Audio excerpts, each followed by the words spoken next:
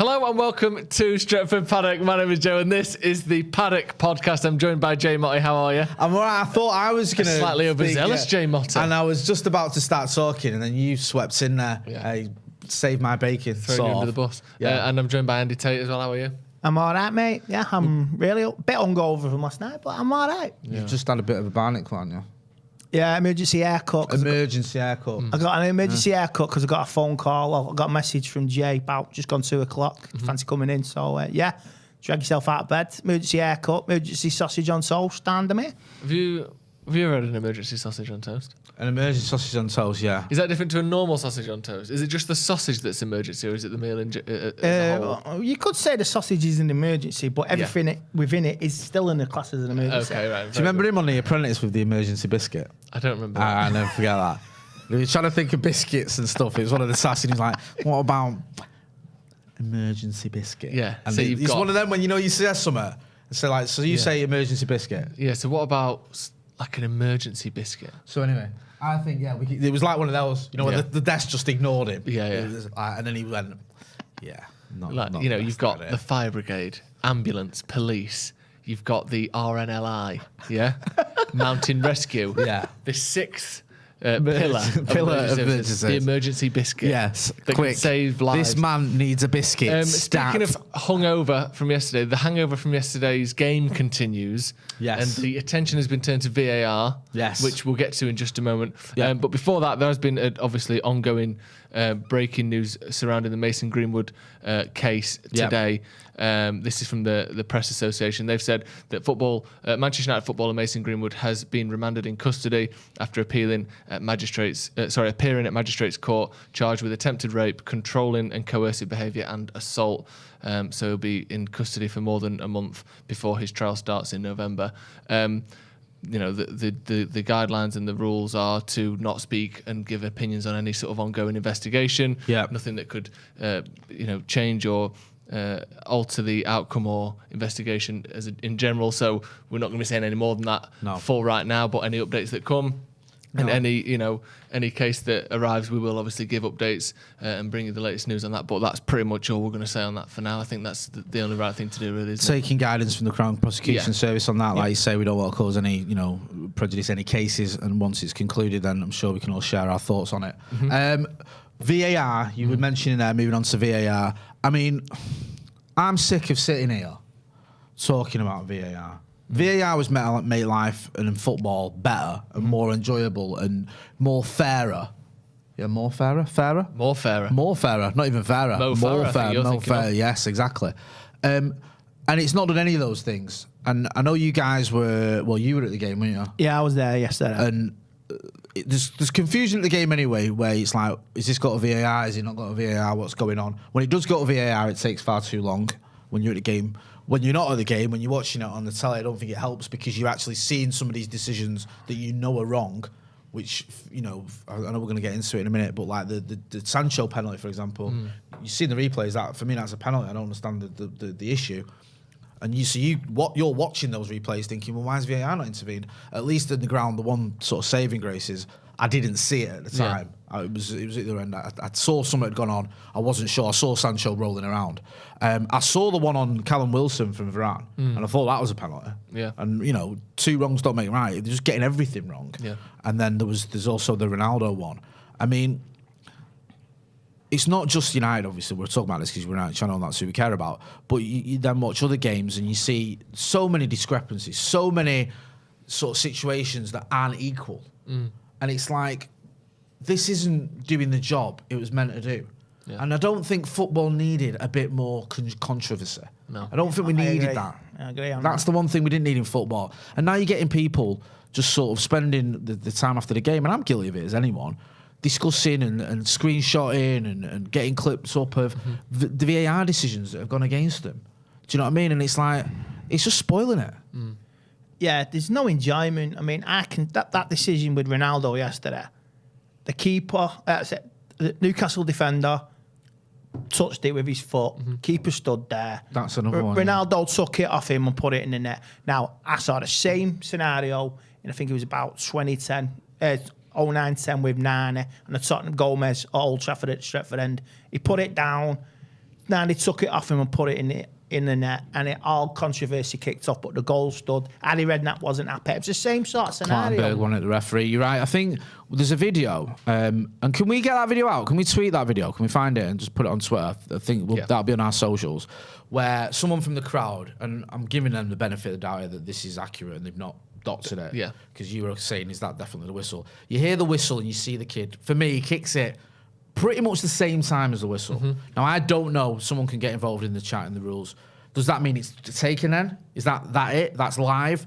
Or is he doing a kick before? As far as I'm aware, that means that it's live, because Right. you don't even have to have the whistle. Right. If you say to the ref, can I take this before you've blown? Yeah. And he says yes, you don't even need the whistle. Right. All you need is the ref's consent to take the penalty, to take the spot kick. Whether that's given by the whistle, which is the most obvious, right, I'm blowing this, that's my consent for you to then take the kick. That the whistle is the obvious one, but he can just give it verbally as well to the player. Like, you can say, can I take this before you play the... Okay, Yeah, yes. I remember Paul Ince against Ipswich, remember in the 9-0? He said to the ref, when I put this down, can I score? Can I shoot? And the ref said, yeah. So Paul just grabbed the ball, dicks it over the wall, and... I see. I think Ryan Giggs did that as well before, didn't he? Thierry Henry did that. What you call it, Villa Park. Yeah. Big controversy with him and Perez. And he asked the referee, can I take this? And before they were even setting up, he said, yeah, and he took it. And all hell broke loose, and Arsenal scored. But that's why you stand on the ball. I know it's a bit basic, but that's why you do it. You do it in at almost any level. You just stand on it. Wait till all their players have gone away. Because also, so not only is that, you don't even need necessarily the whistle. If he's blown it as the player's taking the kick, that's live. Right. Surely It looks to me the game at the is in same play at that time. point. He's saying, I've blown the whistle, which means from now on, the next kick is the taking of this free kick. Right. And he blows and he kicks it. So I thought Craig Pawson had a particularly bad game. Yeah, I did. I think he was one of those sort of rarities where I think either set of fans would have been unhappy with him. I think Newcastle fans can have a gripe about the Callum Wilson penalty. And United fans, for me, he was just terrible. But the Sancho one, the Ronaldo one, I can kind of understand where he might have gone, oh shit, I've messed up a bit there, and he took it at the same time as I blew the whistle, so maybe he didn't know he was taking the free kick, and therefore, I'll give him the benefit of the doubt. Whatever. The Sancho one, you can see. I mean, I don't know if we probably won't be able to see it on the shot there, but if you can see it in the background. It is literally as simple as Sancho knocks the ball past Sean Longstaff. Sean Longstaff's leg comes across Jadon Sancho's over to the outside of it, kicks him, doesn't get the ball. Sancho goes through the air and falls over, and it's not given. No. It couldn't be more of a free kick. That's a free kick in every era of football. It's a blatant, obvious trip that he did in an attempt to get the ball and missing it. That is the definition of a free kick. You see that as well, right? And then you see last week, and I'm not going to lose any sleep over Liverpool getting penalties against them, but the Thiago Alcantara one on Gabriel, Jesus. Sorry. And it's nothing, and he gets a penalty. And that's gone at VAR, and they've looked at it. And then you see that. And all right, Sancho did make a meal of it. I'm not disputing that. Maybe that didn't help. That last when the connection was made, I've looked at it and say the reaction might have been over because he sort of arches his back, doesn't he? Doesn't I can see why snipers took me out thing, which doesn't help. But I can see why it's that still a reaction foul. would stop him giving it in real time. Yeah. Because if you watch that full speed, you dive. Yeah, because it looks But when you unnatural. slow it down and you see the contact is there, and that Longstaff doesn't touch the ball, it doesn't matter what Sancho's reaction is. No, you're right. Sancho can go down, doing whatever he wants. Doing a Neymar. Yeah, you shouldn't even have to go down. No. Oh yeah, Like, Neymar seen it last night. Yeah, the overreaction. It was a sending off, but Jesus, Neymar's overreaction last night was just like Sancho's. Jesus, you think he'd been shot? Does the thing is as well? He's like you say, the slowing down and stuff, and sometimes it can make it look worse. But it should be able to tell you whether there's contact. Like, I understand. I'm a bit sort of skeptical when they slow things down, for red cards and stuff. Because I think sometimes when you slow it down, it looks worse. And if you're sort of sliding in and it's just a tackle, and you might catch him, that looks a lot worse when you slow it down and you think, oh my God, he's caught him with his studs or whatever. That's horrible. But with a foul, you can slow it down and see if there's contact. And if you've knocked someone and you haven't touched the ball, then that's a foul. I thought the other one on Ronnie when he's wide. I mean, he's not going anywhere. But he's like, I think he's knocked off balance. Yeah. It's a foul. He's not took the ball. He's took the Ronnie's leg.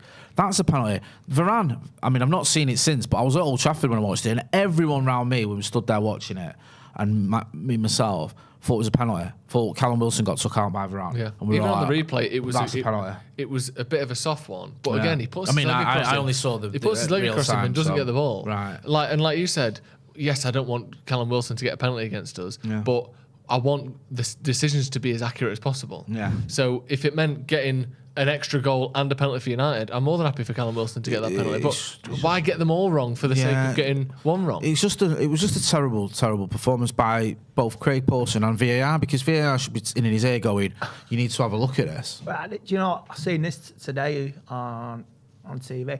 It's the anniversary of Balloon Gate at Sunderland with Great. the beach ball. Great game, that. Great fucking game. One of Loved the best it. games of all time. Best games. Can you imagine VAR with that? And they probably still give it.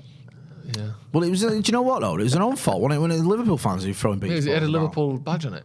Yeah, Liverpool phenomenal. beach ball. Yeah. Talking of that though, the thing with VAR, I mean, I'm getting involved in the comments in the chat because I'm not a referee, so I might be completely wrong. But I thought a lot of it was like clear and obvious stuff, and it just seems now like sometimes they're pulling up stuff that it seems a little bit like there's about 100 of those incidents a game. Yeah. Like we saw the one against Liverpool with City, and I didn't mind because as part of me, if City lose, it's almost who cares, even though it is Liverpool, especially the way Liverpool have been playing. You probably think it's good to see City again, the win knocks out the sails a little bit. And when you look at it and you slow it down, you go, right, that is a foul on Fabinho, he's got his shirt. But then you go, you know what, if you're going to do that, if we're going to do that, you're going to have to do it for all of them. Because I think, was it Luke Shaw against Everton or someone? I can't remember, not Everton. There was one the other day when Luke Shaw had someone's shirt. He had to hold someone's shirt briefly. And you think could get given. And if you know at a corner, everyone's doing it.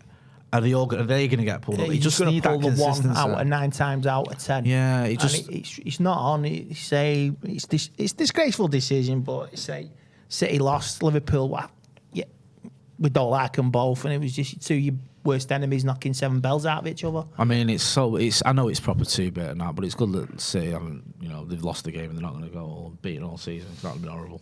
That would be horrible. I know it's so. But it means it's sad. Liverpool are closer to us now. I know. I probably would have preferred City to win. Yeah. Because A, I hate Liverpool more, and B, Liverpool I think are vulnerable in that top 4 race. They do look like they're getting their act together now though. Yeah. Salah's scoring. Van Dijk looked really good. It's not what we want because they look terrible against us at Old Trafford. They looked pretty poor against the likes of Newcastle earlier this season. Arsenal, I felt like they were a little bit unlucky, I'll be honest with you, because of some of the decisions, but they looked like they were getting a little bit better. Rangers, I think the dog and duck could beat Rangers, to be honest with you. They're fucking awful.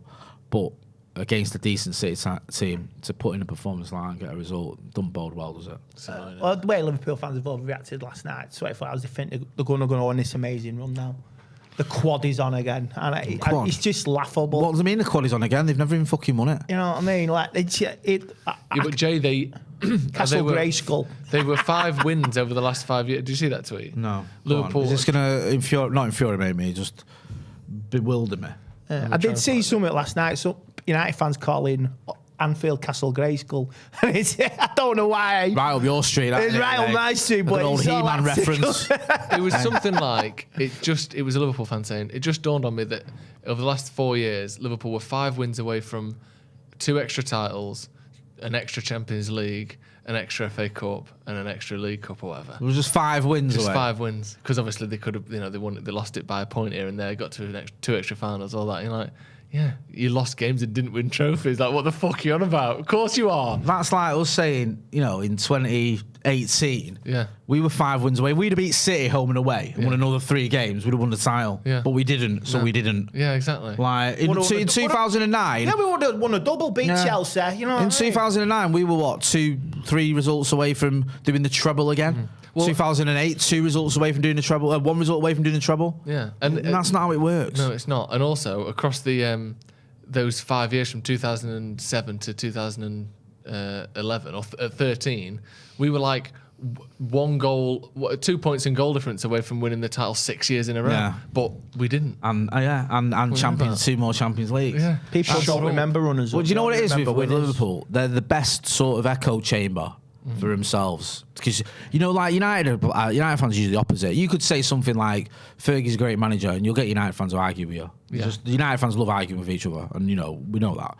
Liverpool fans will say something like, you know what, I genuinely think that Andy Robertson might be the greatest player on the planet, and they'll have about 1,000 Scousers agreeing with him. Yeah. Going, yeah, I'm glad you said this, bro. This is you so bang on, lad. Finally, someone said it. And you think, what are you on about? Just talking rubbish. Maybe You know what I Klopp mean? will get a 10-game ban from the touchline after being sent off last night. As Do you know what? I kind of understood where he was coming from, though, because You like Klopp, yeah? I don't like Klopp, right? I mean, I did a video in 2013 on Devils when Fergie announced his retirement. This is how long that channel was going for. And I did name Klopp as someone I wanted to take over from Fergie. And I think that as much as I hate him, you know, if he come to United, and there's a big ifs and buts, because if he'd come in, Woodward was pulling the strings, he'd probably end up leaving after a year because he didn't get the signings he wanted. But if he'd been back the way he wanted, then I think, you know, he'd probably be a manager that United fans would have bought into. Yeah. But he didn't. He's gone to the Scousers, and he does a lot of things that annoy you and make you laugh. And I think that sort of reaction is one of those where if it's your manager, you get it, and then when it isn't, you laugh at him. Because Bernardo Silva blatantly just has a little nibble, doesn't he, at Salah?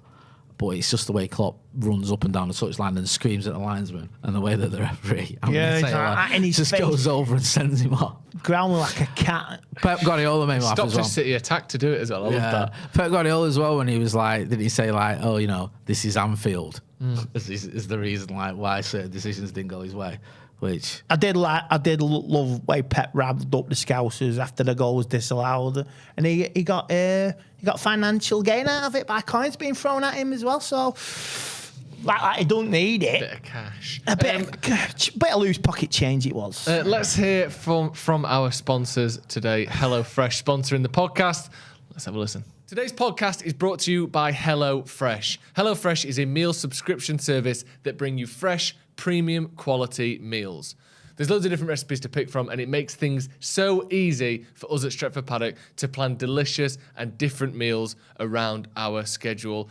I'm based in the city centre, and it's easy after work to just get a takeaway or not go home and cook, but HelloFresh make it so simple to do things at home. Look at this ultimate red Thai style king prawn curry I made the other day. Genuinely one of the nicest curries I've ever eaten in my entire life, and it only took 25 minutes to make. Check out Jay's steaks. Look at that, sizzling away. Perfect. Even Jay Motti can cook steaks perfectly with HelloFresh. So to get involved with HelloFresh, make sure you click the link in the description to get 50% off your first box, 35% off your next 3 boxes, and get 3 special gifts as well, including a bar of Tony's chocolate using our special code Stretford. That's 50% off your first box, 35% off your next 3 boxes, extra gifts, extra chocolate, all of that good stuff using our code Stretford. Check it out. Thank you to HelloFresh for sponsoring the podcast. Seeing you eating your little steaky there. yes, Nice, salad and butter, I think it was. Yeah, steak. My missus was well impressed. Roast potatoes as well. He's pulling out all the stops there. Was she happy with it? Yeah, she's very impressed. Did you pretend that you'd made it all yourself without the help of HelloFresh? No, I was honest about it, but I got brownie points for following the recipe. Yeah. To be fair, you do make it all yourself. Yeah, and like just me make it following the easy. recipe, it sounds like anyone could do that. Not me. Usually I struggle, but it was pretty simple to understand, and it was something different, and yeah, it was lovely. Make sure you check out HelloFresh, link in the description, and use the code Stretford. Loads of discount, 50% off your first box, 35% off your next 3 boxes. Come on, we know it by now. Should we keep talking about VAR, Jay? Because I've heard that some people say it's just the human error. It's human error, Jay. That's what's wrong with it. Yeah, I mean, It's not the machine. It's the humans. But what's the point?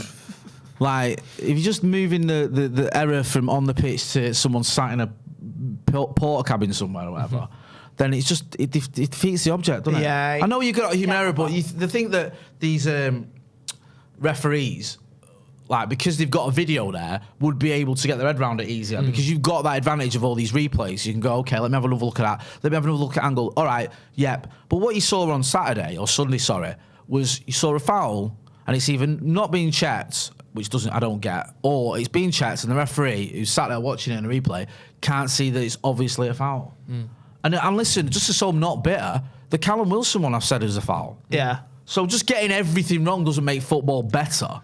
What do you think to the human error side of it? Do you think the think technology is a good idea? Probably he was too busy dunking his biscuits in his fucking half-time brew, to be fair, and just dunking and looking. And he's not focusing. I don't think these referees focus on the games in a control room, sitting in a park cabin somewhere in a field in the middle of nowhere, or wherever they are, somewhere in the middle of the country. I heard there was a Leeds delay, wasn't there, yesterday due to VAR or something? Yeah, the Arsenal-Leeds game got delayed for 15, 20 minutes. No, I thought it was long, wasn't it? Was there some power out? Power failure. A connection for the VAR. Oh, right, sorry, is that what it... Right, yeah, okay. So that's it. The system's not foolproof. It is pathetic, and maybe it's time to seriously look at it. Would you get rid of it, Andy? VAR, yeah, right, the FA comes to you and they say, listen, Andy, we don't know what to do. We don't know why, but we've been told to come to you. We've been told to come to you. You've had your finger on the pulse, right, of modern football for well over a decade. What should we do? Yeah. Should we get rid of VAR? And if we should, what should replace it? What would you say? Just play the game as it was, as it always been for the last 150 years. You always have controversy. You always have glory. Just get rid of it. We don't need this technology. By all means, keep the ball over the line technology, but this is a step too far. Can't celebrate, no emotion. You're looking around for 5 minutes, 6 minutes, even up to 10 minutes. Everyone's having a water break on the pitch like it was bleed American football. It's just too commercialised now. Go back to the old days and just appreciate it, because we gave the world the beautiful game. That was a rabble-rousing, emotional, inspiring speech there, Andy. I'm with you. You took your trousers off while I was doing it. What did you do that for? Because I wanted to get the full enjoyment of it. Yeah. I'm disturbed on that form, but I'm also excited at the same time. I think we should have that clipped up and out on socials, by the way. I'm beginning to agree with you, Andy. I'm a bit of a Luddite, and I know I'm a Luddite. I struggle with technology, so I always think, okay, it's me that's been a bit set in my ways, and I need to embrace change and go with the flow and start using my mobile phone to pay for things and things like that. Yeah. Yeah. Do you know what I mean? But you look at it and you go, it's just giving me an headache week in, week out. Whether I'm at home or I'm here or I'm at the game, it's just drama that I don't really need. And it's just you're getting VAR drama at home. Yeah. Your missus in the kitchen like that. Just going to go check the screen. Yeah, he's burnt the steaks. He's burnt the steaks. You're off. What do you mean VAR at home? She goes like that, and then she'll point to the garden. Yeah. That's where you're sleeping tonight. Yeah. Or she'll go, no, you can go to bed. Or sometimes, right, you're going in the garden for that, actually, which overturned bed. Yeah. You're like, get in! So, yeah, it's one of them ones. But it's like, listen, we get it when it goes our way. I mean, in Paris, I thought VAR was the greatest thing ever. When, what's his name? Diogo Dalot had that shot that was going into Rose Ed, and we got a penalty out of it. Yeah. But I just think it's just causing rubbishness. Yeah, because the technology's there, it's right, but week in, week out, we're talking about VAR more than, like I say, in the old days, we talk about it down the pub. You could argue we have phone-ins on the radio, on the TV. Well, we just talk like this. I just want to go back to the old days. I'm sick to the back teeth of VAR, man. Is there a way? No enjoyment. Is there a way, Andy? Do you feel that you can help support or improve referees without VAR? Is there something you could do to say, okay, we're going to get rid of the video assistant referee, but what we're going to do is we're going to, I don't know, look at all the higher pay to referees, or encourage or ex-players to become referees, or I don't know. That's look at all the controversies. 11 refs on the pitch at once. What about that? No. Okay. Look at all the last.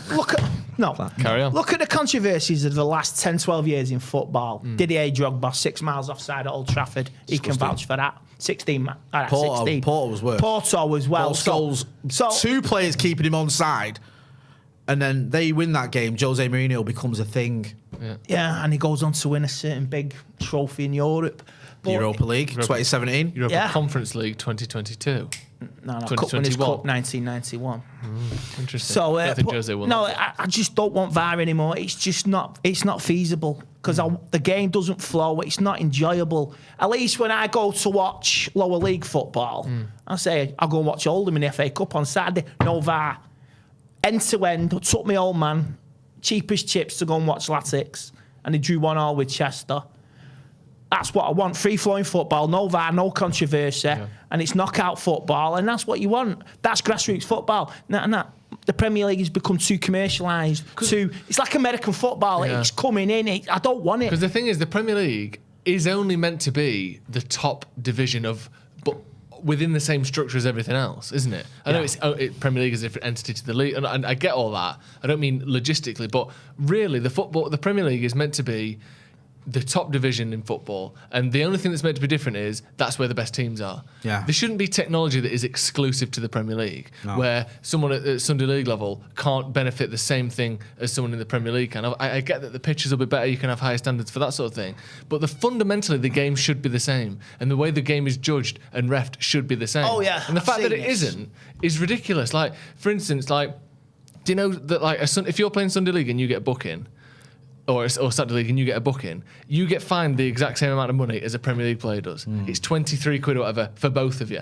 And that is one of the great things about the football pyramid, is that it's the same from the top to the bottom. The difference is the quality of the players, and that should really be the only difference. And then instead you've got an entirely different way to referee and control the entire game for one league. It doesn't make any sense. It doesn't. Like, it shouldn't be like that. It's like in the FA Cup. I'll give you an example. Swansea 2-0 up against City in the FA Cup. VAR was not implied at that game. Big decision went City's way.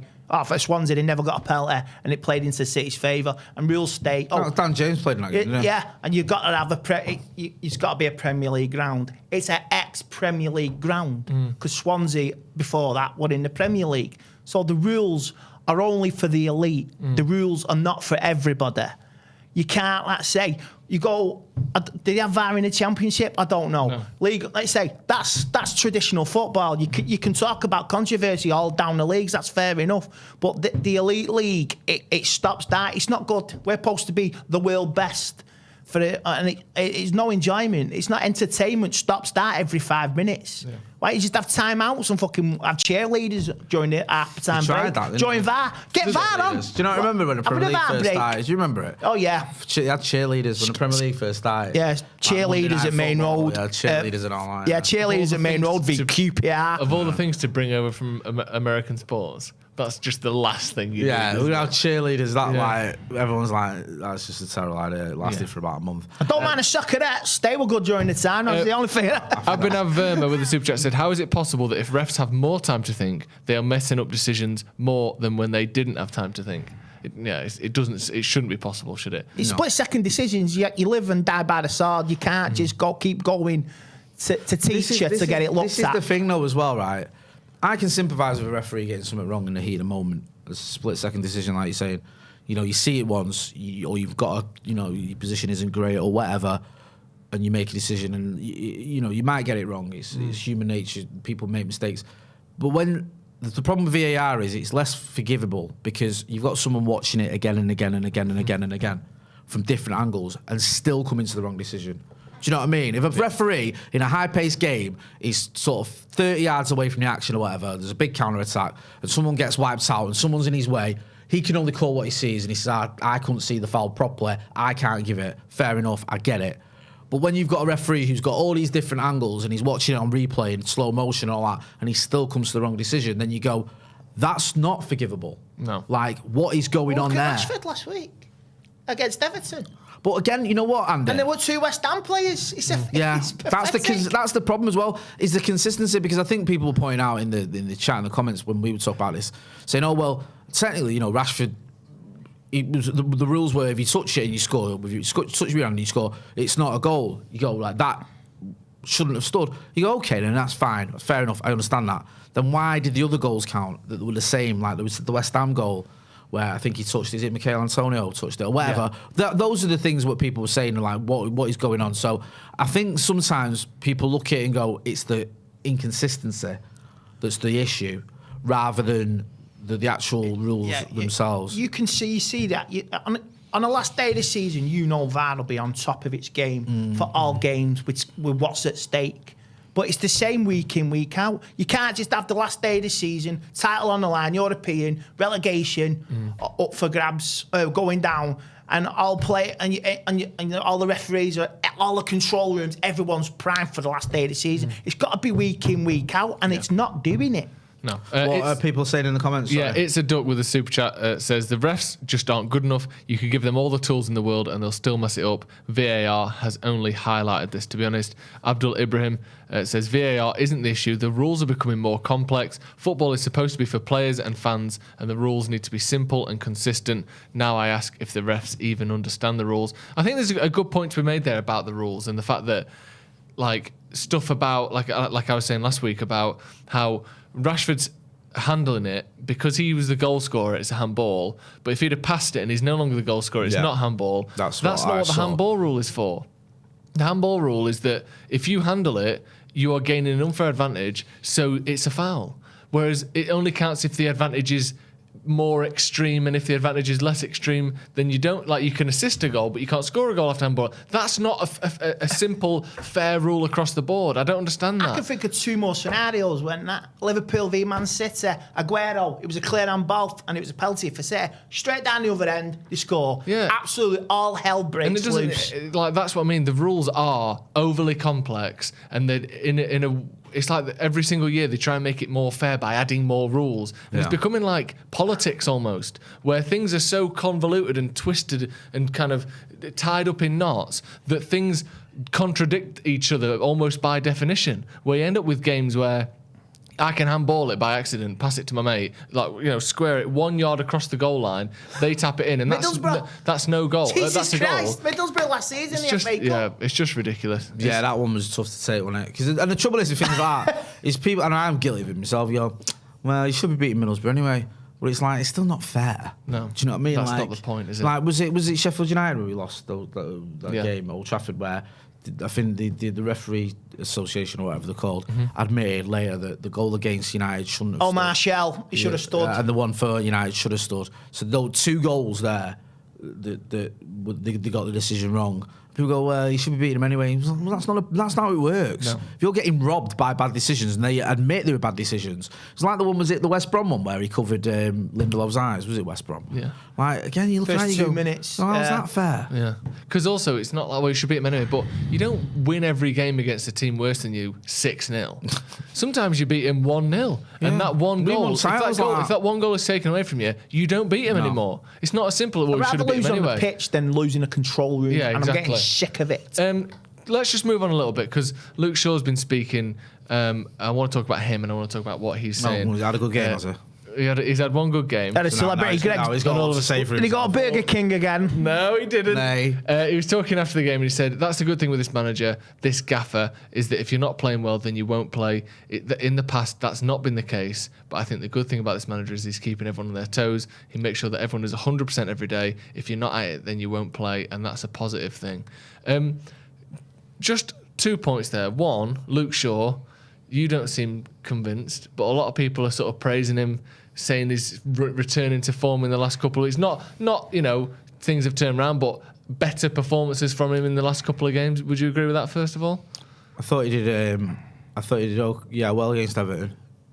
I thought he did all right in the second half against Newcastle. I thought in the first half he was not very good. Yeah. I thought he was losing. He lost the ball a couple of times needlessly. And positionally again, I thought he was found wanting. But I've been here before, Luke Shaw. Yeah. Forgive me, and I'm not got an agenda against anyone. Certainly not Luke Shaw.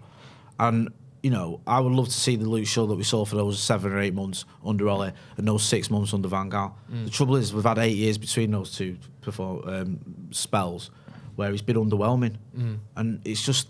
He only wants to do it when he wants to. I just struggle with him a little bit because I think there's a kid here who's got all the talent in the world. He really has. But we just seem to go through these peaks and troughs with him all the time. And, you know, I remember when we used to have full-backs that were just consistent. Yeah. And they just played and tried every week in, week out. And I don't expect Luke Shaw to be a Dennis Irwin or a Patrice Evra. But he can at least be, you know, a bit more consistent than what he is. Yeah, I mean, I've got at least be, you know, I've got sympathy for him with the more regular, with the bully comments from Jose. I got complete sympathy for him on that. And I said the leg injury as well. But like I say, Jay's right. You got to be week in week. You can't do it for 8 months out of a 6-year career. Yeah, that's it. And you do it for a few games because remember last season he was tosh. Yeah, like I give everyone a clean slate this season. You know, Marcus had a bad season last season. He's turned it around. You could say McTominay's the same. And Luke Shaw, you know, I'm not saying. Listen, if he plays well for Manchester United, I'll be buzzing. Just in all honesty, I've just been a little bit getting a little bit tired of this sort of the inconsistency seen with Luke Shaw. I just feel like we just need to see it more often. And he's saying the right things now. And I agree with what he's saying. I think Erik ten Hag does reward players playing well. We saw Scott McTominay keeping Casemiro out of the team. You know, who'd have thought that? And arguably he deserved it as well. But we just need to see this week in, week out from Luke Shaw, because my worry is, you know, is he gets back in the team, or Tyrone Malacia has a couple more stinkers, and Luke Shaw gets into this comfort zone, and he starts dropping 5 out of 10s every week again. And it's like, we need a left back and a right back for that matter, who can be consistent. And I think, you know, you've seen Delo this season kick on a little bit, and I just want to see Luke Shaw playing as well as he can do, because there's no doubt he's a good player. He's just, sometimes I question his effort. Yeah, I think he's playing for his career in the future. I think he's playing for the World Cup. Yeah. Yeah, he could be right. He's just playing this nice little bit of form. Then after the World Cup, he drops off the radar. That's my worry. I mean, I hope I'm wrong. I just feel like with Luke Shaw, there always seems to be this motivation question. Like, is he fully motivated? And like, if it, you know, if this is the motivation he's got now to get just to the World personal Cup, motivation, like, not for the team. That's fine, but the worry is then, can he come back after the World Cup and continue it?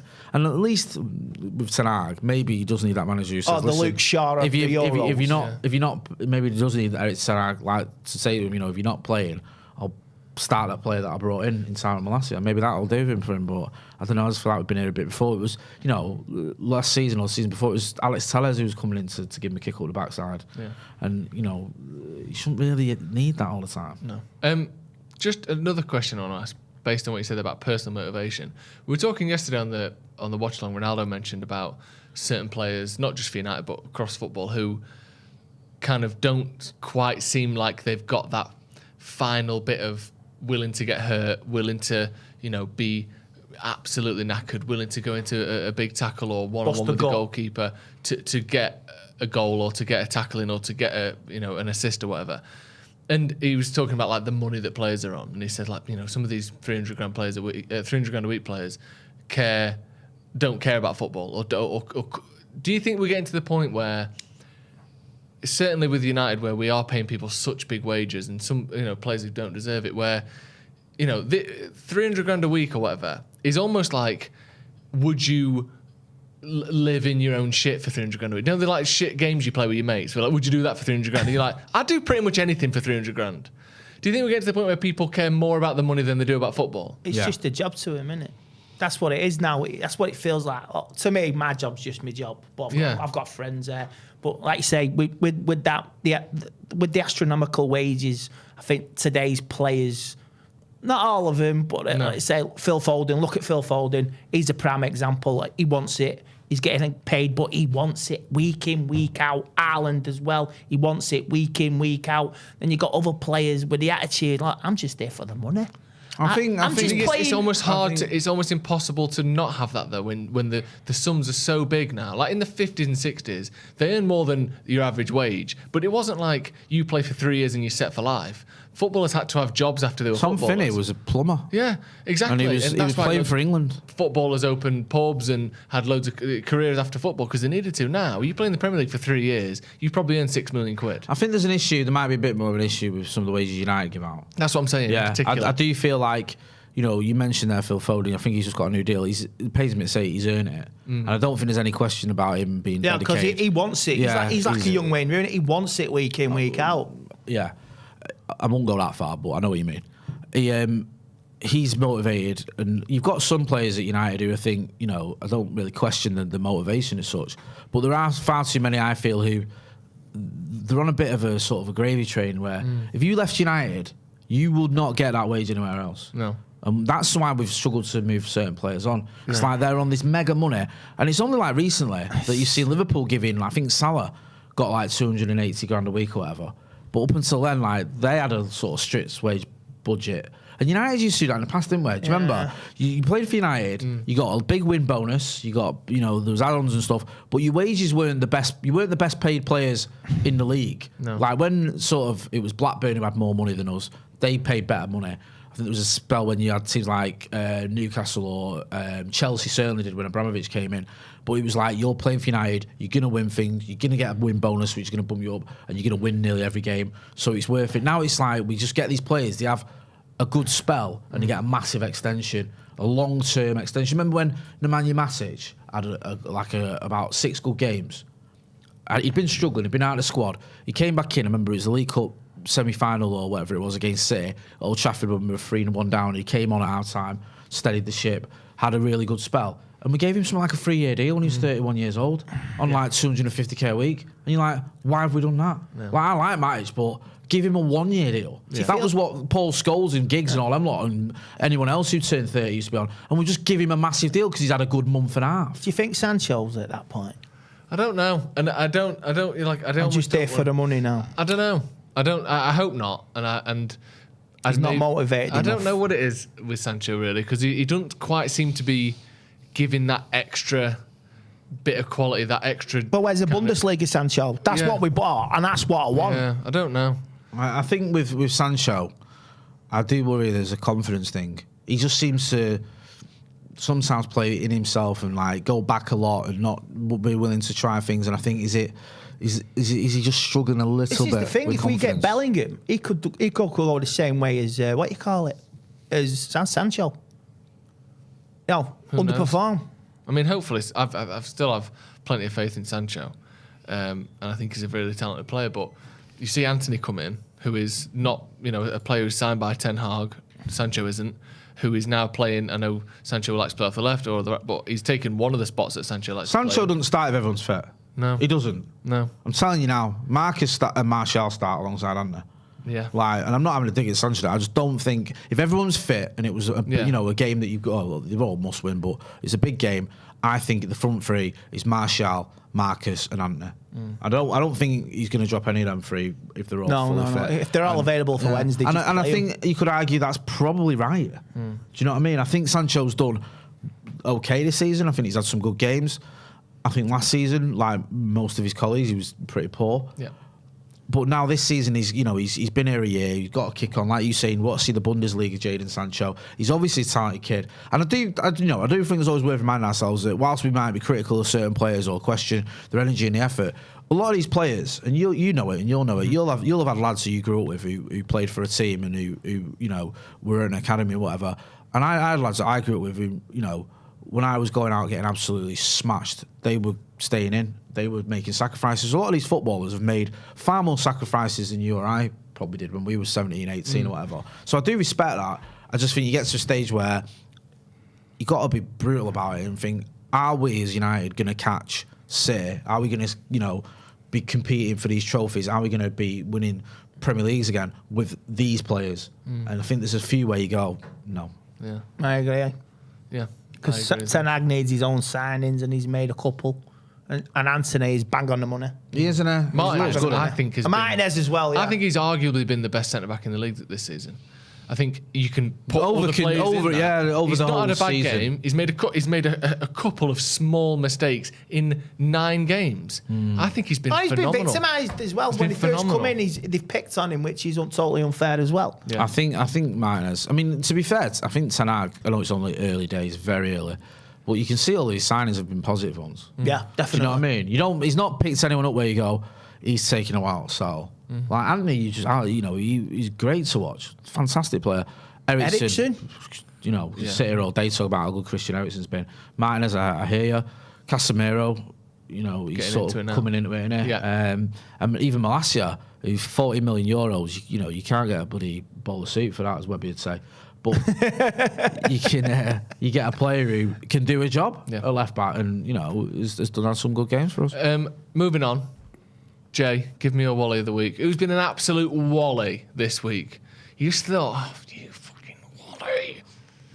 I mean, it's the least surprising one of all time. We just did a quote just before we came on here. I'm sorry to get political again. Sorry to say and I think Paddy Morden, who's standing in for Liz Truss in this question that's been put to him about the mini budget reversal, whatever. I think she just said that Liz Truss isn't hiding under a desk somewhere, which is nice to know. The Prime Minister isn't hiding under a desk. She's not in the House of Commons though, because she sent someone else because she just balled it. Where's Liz Truss? She's not hiding under a desk. Yeah. Wait, we didn't even say that. Yeah. No, I'm saying she's not hiding under a desk. Yeah. Why did you bring that up though? Is she hiding under? I said she's not hiding under a desk. Okay. She's definitely not hiding under a desk. We've not just slid the Deliveroo underneath the blanket, the tablecloth, and it's got snapped up and she's thrown the bones out. That's not happening. All you can just hear is crying and sneezing. It literally feels to me like we haven't got a prime minister at the minute. We hadn't. It's just mad. It's just crazy. I had the Wally the week before. I feel like a Wally because I forgot it. I told you when I come in as You well. did say it. You did have one, didn't you? It wasn't Craig Pawson, was it? The ref. You did have one. I did have one. I just can't remember it. Ethan. It was Ethan Why was it Ethan? for being an absolute fool. That's why. Was it Ethan? You was being smarmy about Newcastle. Yeah. Oh, yeah. I love the fact that Anna's grassed Ethan up there. Yeah, Ethan, my friend behind the camera who controls all the mics.